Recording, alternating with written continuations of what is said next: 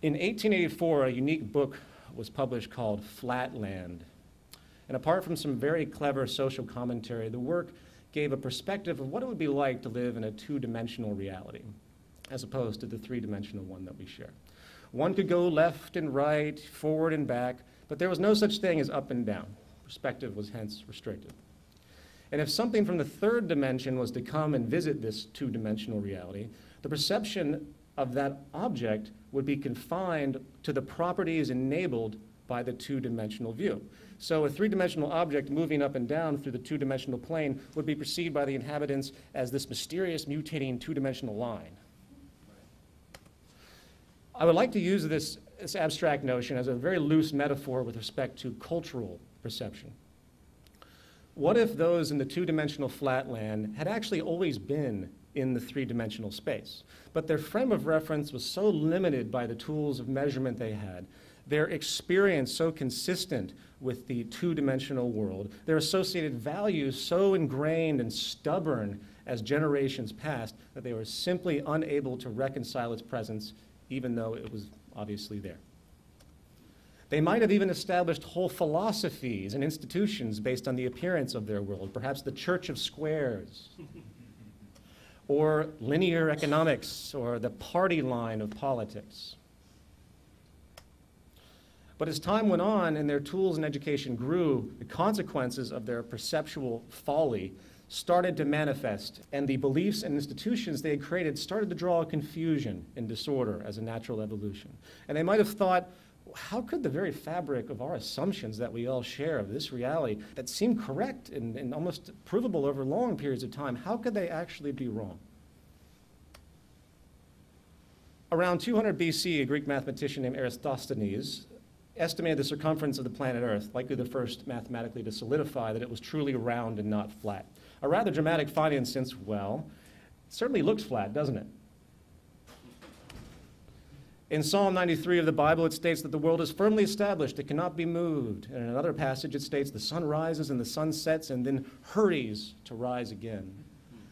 Well, that would make sense too, wouldn't it? After all, when you look at the sky, it appears to be moving around us.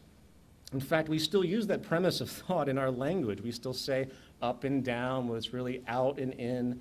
We even still say sunrise and sunset, interestingly enough. It wasn't until Galileo really introduced our now obvious heliocentric universe, solar system, and it was confirmed, obviously amongst much traditional controversy, I might add.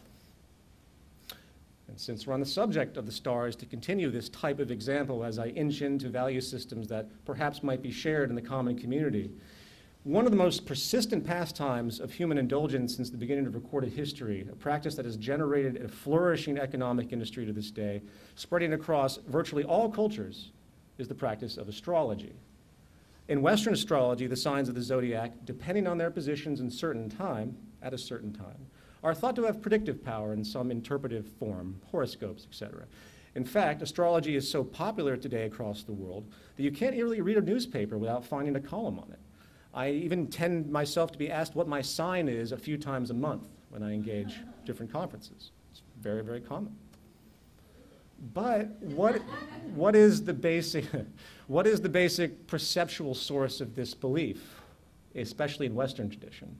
Well, it might as well be straight out of the book Flatland.